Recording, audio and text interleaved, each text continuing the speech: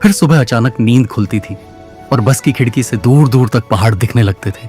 भले ही गांव अभी बहुत दूर होता था, लेकिन उन पहाड़ों को देखकर ऐसा लगता था कि बस अब गांव आने ही वाला है।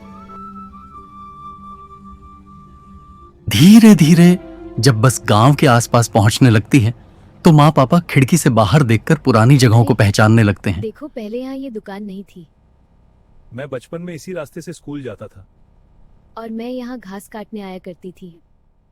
ये वाला मोड़ तो बिल्कुल वैसा ही है। बस बाकी सब कितना बदल गया है।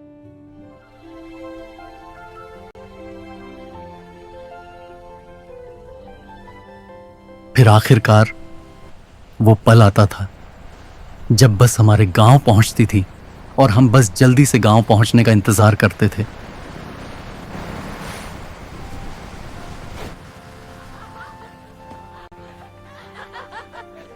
दादा दादी का प्यार, चाचा चाची की मुस्कान और कजिन्स के साथ वो भागते हुए खेलना। गांव पहुंचते ही ऐसा लगता था जैसे जिंदगी अचानक धीमी लेकिन बहुत खूबसूरत हो गई हो।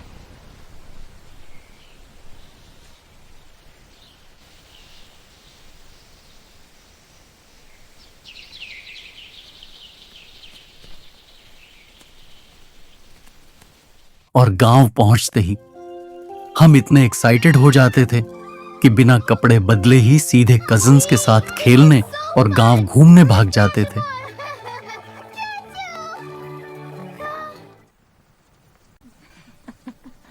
रात को मिट्टी के चूल्हे की खुशबू, पहाड़ों की ठंडी हवा और पूरे परिवार का साथ बैठकर बातें करना।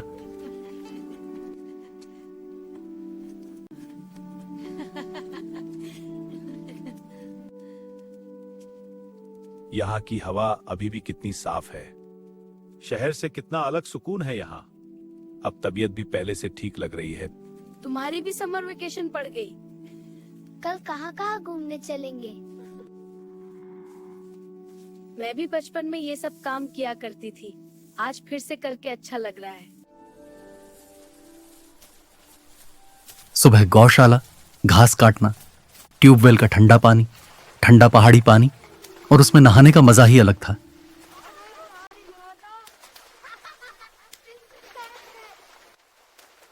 कभी बच्चे पेड़ों से आम तोड़ते थे तो कभी दिन के बचे हुए भात चावल को दूध और चीनी के साथ खाकर खुश हो जाते थे। रात को पूरा परिवार बड़े से खुले बरामदे में खुले आसमान के नीचे बैठकर खाना खाता था। कोई हंस रहा होता था, कोई पुरानी बातें कर रहा होता था, गांव का खाना ही अलग होता है ना बेटा। तो कोई बस पहाड़ों की ठंडी हवा महसूस कर रहा होता था। और फिर रात में पूरा परिवार एक बड़े से कमरे में सोता था। कोई बच्चा दादा के साथ सो रहा था, कोई दादी के साथ, और कुछ बच्चे आपस में बातें करते हुए हंस रहे होते थे। बाकी परिवार वाले भी अपने अपने बिस्तरों पर लेटे धीरे धीरे बातें कर रहे होते थे।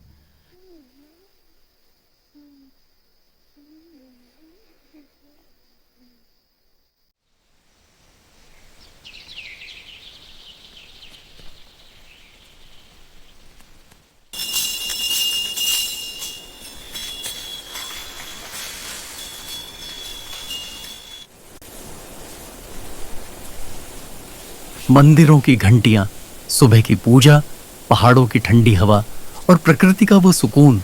मेरा प्यारा पहाड़, मेरा गांव, मेरा उत्तराखंड। शहर में जिन चीजों की कोई वैल्यू नहीं लगती थी, गांव में वही छोटी छोटी चीजें सबसे ज्यादा खुशी देती थी।